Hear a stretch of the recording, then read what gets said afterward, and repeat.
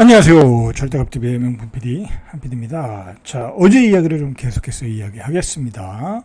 자, 서울로 다 몰려가고 있다. 자, 그 이유를 제가 어제 말씀드렸고, 제가 왜 이제 서울에서 폭락론을 이야기할 수가 없는가를 이야기해 드렸어요. 구조적인 문제가 발생했다. 자, 그 구조적인 문제는 결국은 우리가 해결해야 될 문제가 아니라 정치를 하는 사람들이 해결을 해야 되는 건데, 아니면 서울 수도권에 있는 사람들이 해결을 해야 되는 거죠. 어떻게 보면 정치인들보다는 서울 수도권에 살고 있는 사람들이 해결을 해야 되는 거예요. 그 사람들이 지방으로 내려가거나, 그죠? 내려갈 의지가 있거나, 아니면 이제 지방에 있는 사람들이 서울로 올라오지 말거나. 자, 그런데 그게 해결이 안 된다. 왜냐면 그렇게 해결이 되려고 하면 정치를 하는 사람들이 그런 환경을 만들어줘야 되는데, 그게 불가능한 상황으로 가고 있다. 이미 선을 넘었다라는 거죠. 선을 넘었다. 자, 그것에 대해서 문제의 심각성을 파악한 첫 번째 인물이 박정희 대통령이었다. 그 양반은 이제 안보적으로 서울에 앞으로 인구의 55%, 뭐 거기까지는 뭐 예상을 못했겠지만, 앞으로 서울의 인구의 55%, 산업의 GDP의 생산의 뭐 80% 이상이 서울에 몰려 있다가 북한에 뭐 미사일 한 방 맞으면 큰일이다. 그걸 이미 박정희 대통령은 생각을 하고 행정수도 이전을 구상을 했었죠. 그 양반이 아마 계속해서 독재 정치를 해서 뭐 계속 정치를 했다고 하면 행정수도는 이전이 됐을 거예요.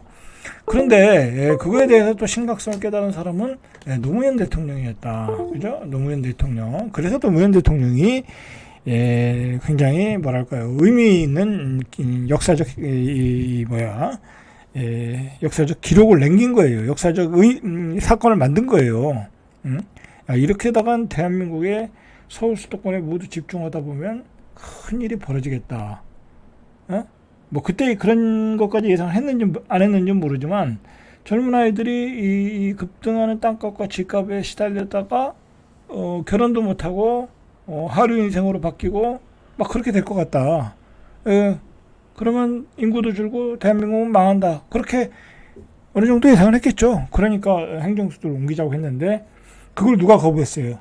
서울 수도권에 있는 기득권들이 거부한 거야. 그죠? 서울 수도권에 에서 굉장히 많은 부를 가지고 있는 사람들이 다 누구예요? 권력을 가지고 있는 사람들이지.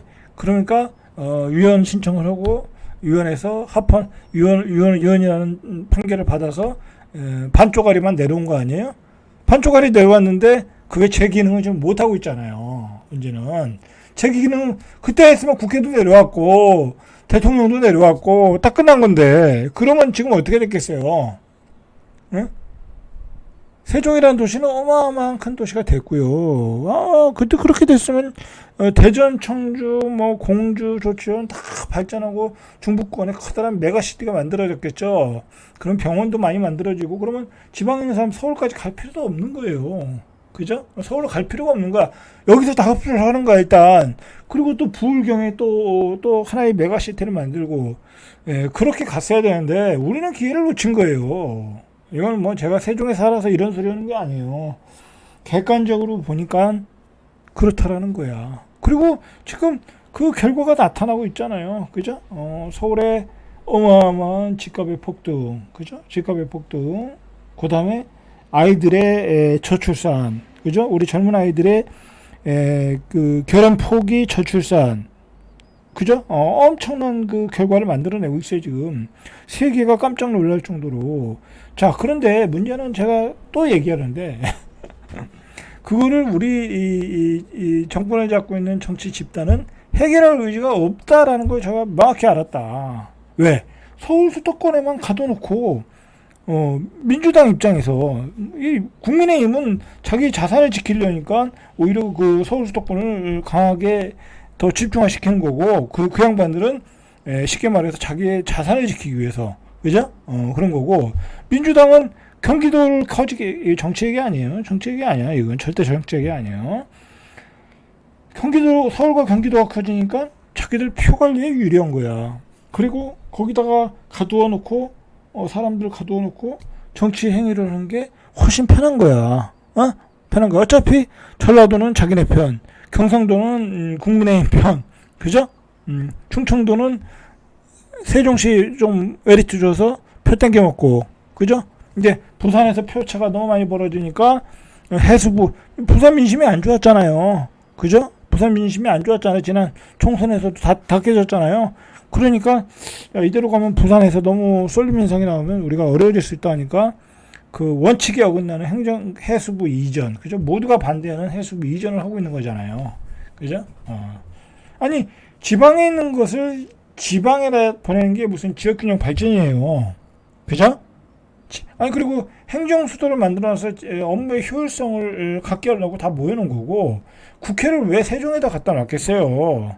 예? 업무의 효율성을 위해서 갖다 놨는데 왜 그것을 부산으로 이전하느냐 이거야. 그죠? 그런 문제들. 그러니까 하는 행위들이 앞뒤가 안 맞고 다 표 관리를 위해서 표를 얻기 위한 그 정치만 하고 있더라는 거야. 그죠? 이거 갑자기 좀 정치 얘기가 돼버렸네. 자, 어쨌든 이 급속도로 우리가 쇠퇴하는 우리의 이 구산업 경제, 이 구산업들, 그죠? 석유화학, 철강, 뭐 그런 구산업의 쇠퇴와 더불어 인구 감소와 더불어 지방은 급격하게 쇠퇴하니까 돈들이 다 서울로 올라가고 있다라는 걸 어제 다 이야기한 거예요. 그죠? 자, 보면, 조금 더 보면, 자, 지방은 일자리가 없고요. 부재하고, 이 지방은 여성들의 일자리가 없어요. 여성들의 일자리가 없다. 그러니까 여성들이 다 서울 수도권을 가고, 우리 젊은이들은 지방에 내려올 수가 없어. 결혼할 상대가 없는 거야. 그것도 서로가 수준에 맞는 사람끼리 해야 될 거 아니에요. 그죠? 그러니까 결혼할 상대가 없는 거야. 근데 내가 여기 이러는데, 서울에서 직장 다니는 여자가 대전으로 세종으로 시집으로 오겠어요? 안 오죠. 왜 거기 대기업 다니는데 내가 여기를 왜 오겠어요? 거기 대기업 다니는 친구를 만나서 결혼하지. 그죠? 그런 언밸런스가 일어난 거예요, 지금. 그 다음에 인구 감소, 뭐, 당연한 얘기고요. 지방은 이제 급격한 인구 감소로 들어갔어요. 저출산 고령화. 이 노인밖에 없어요. 노인밖에 없어. 노인밖에 없어요. 그 노인밖에 없다는 얘기는 상권이 다 쇠퇴한다는 거야. 상권이. 젊은 아이들이 상권을 주도했는데 상권이 다 쇠퇴하는 거야. 자, 상권이 쇠퇴하니까 인프라도 다 노후화되는 거죠. 그죠? 병원도 없어지고, 그죠? 공공 인프라가 노후화가 되는 거야. 사람이 살 수가 없어요. 그 대표적인 현상이 뭐예요? 마트가 없어지는 거죠. 대형마트가. 대형마트들이 없어지고 있더라. 라는 거죠. 그리고 누가 그걸 채우고 있어요? 외국인들이 채워주고 있는 거예요. 외국인들이 채워주고 있는 노동시장. 이런 복합 위기 속에서 지방은 소멸하고 있다. 그런데 지방에 많은 자산을 들고 있는 사람들과 그냥 아파트 한 채 들고 있는 사람들과 모두가 젊은 분들이 투자를 생각하는 젊은 분들이 안 되겠다. 이러다가 지방에 살다가는 영영 서울에 올라갈 수가 없다. 서울과 지방의 집값이 격차가 너무 벌어지고 있다. 그래서 차라리 여기는 전세 살자. 여기는 전세 살고 서울 가서 집을 사자. 그렇게 된 거라 이거예요. 지금까지. 그러니까 서울의 집값이 뛸 수밖에 없는 거죠. 자, 제가 이야기한 거에 뭐 어디 빈틈이 있습니까? 없어요. 없어. 너도 나도 서울 사자야. 너도 나도 서울 사자. 그 단계별로 제가 얘기했잖아요. 어제도 얘기했듯이 문제는 뭐냐면 이게 강남만 올라가면 그들만의 리그라고 하면 상관없는데 점점 이 폭등의 전선이 확장돼 가지고 소위 말해서 한강 벨트라는 것까지 만들어졌다. 그죠? 한강 벨트까지 만들어졌다. 오직하면 한강 벨트가 됐겠어. 거기에 대한민국의 유동성이 다 쏠려 들어가고 있다. 그 다음에 고수독 전문군들이 50% 대출까지 받아서 다 들어가고 있다. 그러니까 집값이 계속 하나 거래할 때마다 1, 2억씩 계속 오르겠죠. 그리고 그런 상황에서 누가 매물을 내놓겠어요. 그러니까 정부가 초헌법적인 아주 극단의 조치를 취할 수밖에 없었다. 그죠? 대출 무조건 투기 과열지구 규제 지역에서는 6억 이상 안 된다. 그죠? 6억 이상 안 된다. 여러분들 제가 98년도에 처음에 집을 샀는데 그때에는 이 주담보 대출이라는 게 은행 대출이라는 게 없었어요. 아예 없었어. 우리가 지금 대출을 60% 70% 주니까는 그걸 당연하게 생각했지만 예전에는 그게 없었어요. 예전에 그게 있었다고 하면 집값은 더 빠른 속도로 올라왔을 거예요. 그죠? 그나마 그게 없어서 그게 생기면서부터 전세자금 대출 생기면서 주담보 대출 막 생기면서 집값이 급등한 거야. 그죠? 급등한 거야. 이제 그런데 이제 앞으로는 대출을 안 해주겠다. 6억 이상은 안 해주겠다. 라고 발표한 거잖아요. 그럼 집값이 어떻게 되겠어요? 당분간은 조정을 받겠죠. 그죠? 당분간은 조정을 받지만은 문제는 이런 구조적인 문제가 해결이 안 되면 서울과 수도권, 특히 서울은 계속해서 쉬었다가 올라가고 그럴 수밖에 없다라는 거예요. 그러면서 며칠 전에 방송을 할 때 현금 부자들은 여유로워졌다. 그죠? 여유로워졌다. 왜? 그냥 싼 거 나오면 사면 되는 거예요. 그동안은 막 오르니까 빨리 가서 사야 되는데 지금은 여유로워졌다라는 거예요. 문제는 지방 사람들, 현금 부자들은 여유로워졌어요. 그죠? 오히려 더 좋아졌어요. 쓸데없이 가격 막 오르는 것보다는.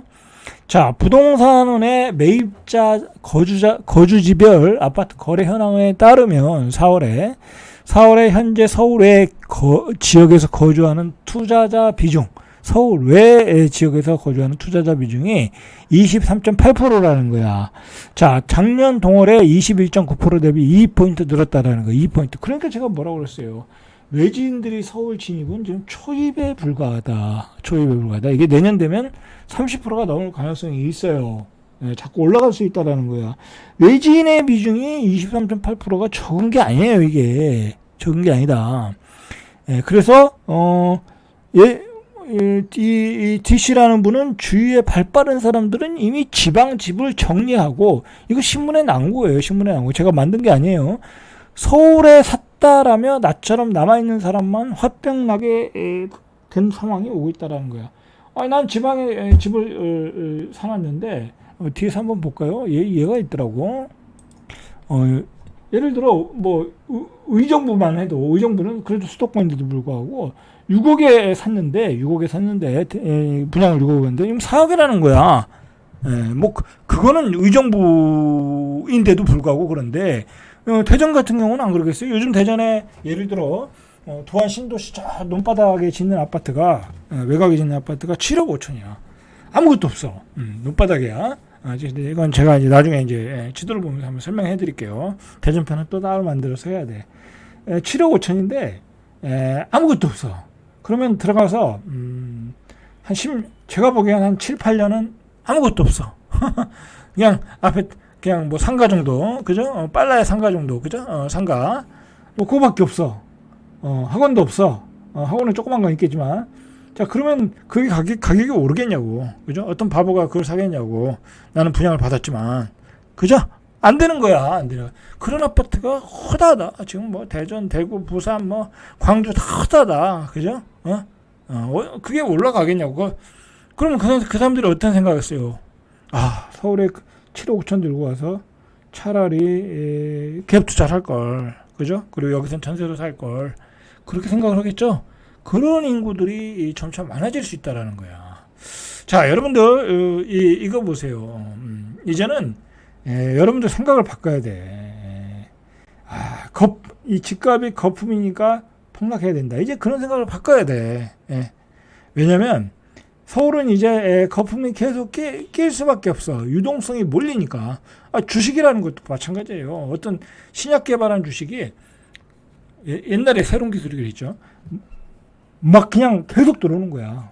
사자가 100배 막 그렇게 오르는 거야. 근데 계속 들어오면 계속 올라가는 거예요.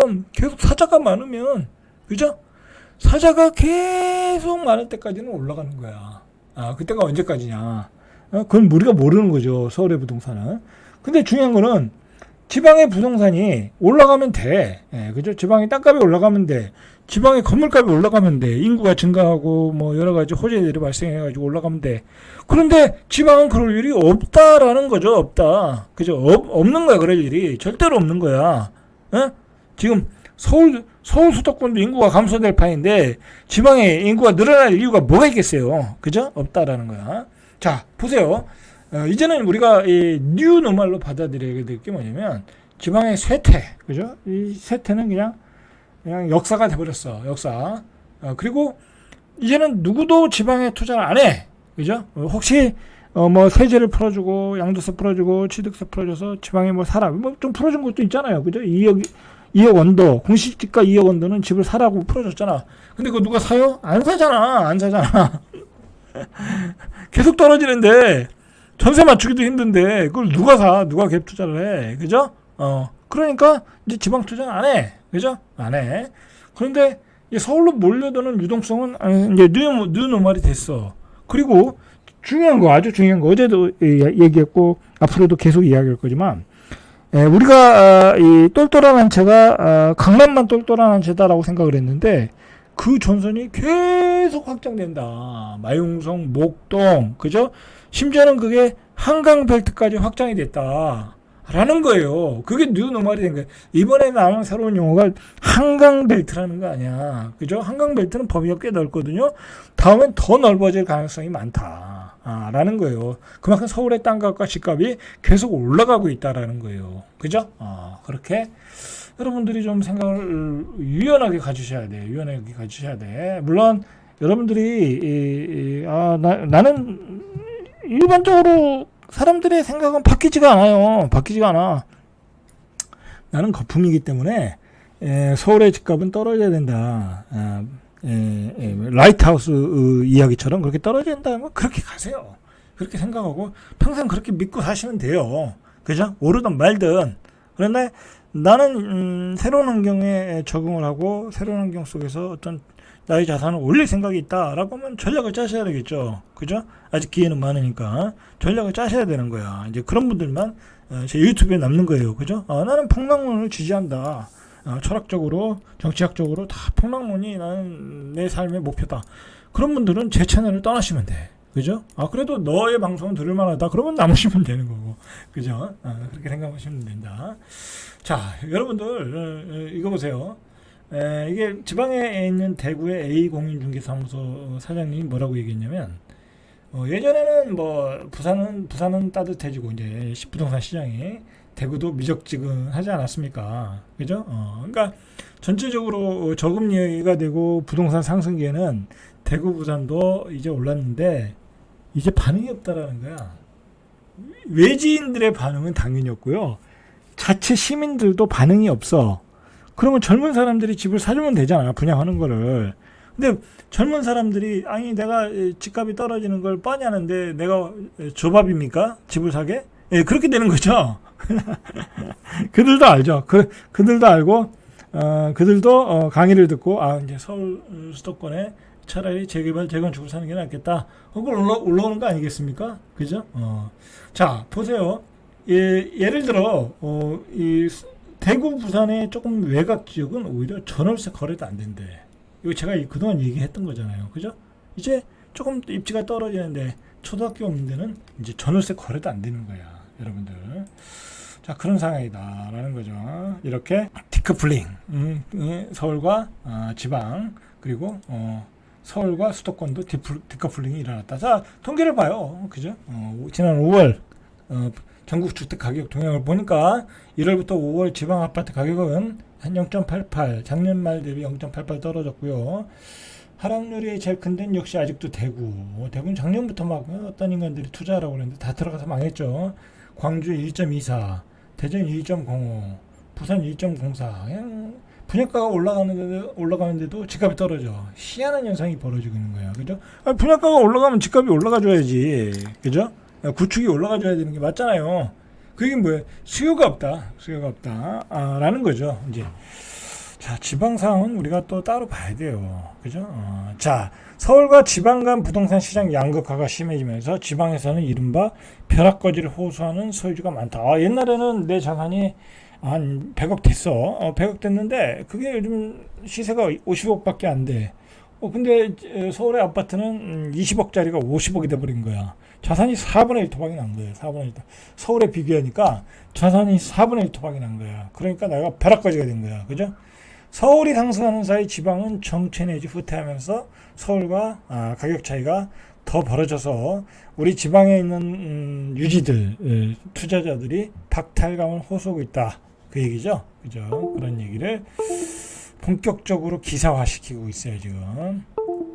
자, 실제로 거래량도 줄고 있다는 거. 대구 아파트 매매 건수가 2020년 5만 7천 건, 작년에 2만 7천 건, 반토막 난 거야. 그나마 작년에 조금 매매가 됐다고 했는데도 반토막밖에 안 되는 거야. 광주도 같은 기간에 3만 5천 건 해서 1만 6천 건으로 거래량이 반토막. 뭐예요? 안 산다라는 거야. 뭐 미분양이라는 건 당연한 거예요. 자, 오늘은 또 여기까지 절대값 튜브의 명품 PD 한 PD였습니다.